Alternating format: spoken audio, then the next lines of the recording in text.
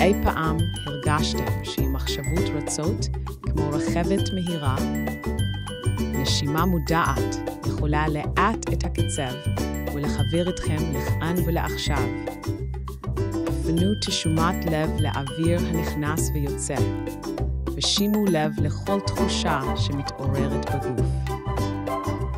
כך, תאפשרו לעצמכם רגע של שקט פנימי, ותניחו לזרם המחשבות להתפוגג ברכות.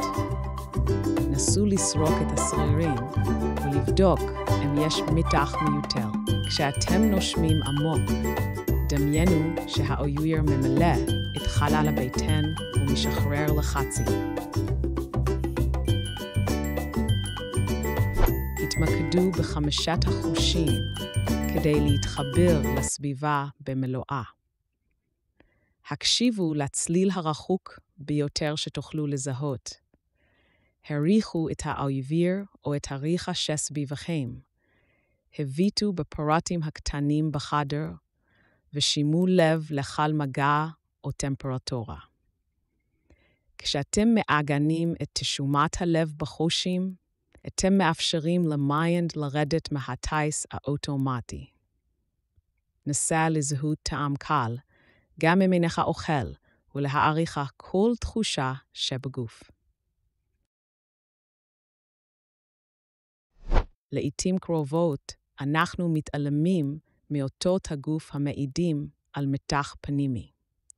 עצרו לרגע ונסו לסרוק כל אזור, מהרועש ועד כפות הרגליים.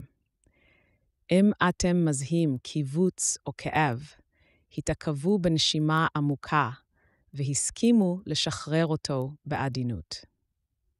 התחברו לפעימות הלב ונסו להרגיש כיצד הן עוזרות לקרקע איתכם בכאן ועכשיו.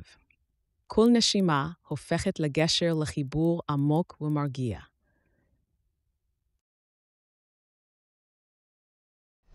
תרגלו מיינדפולנס באופן יומיומי, גם למשך דקות בודדות.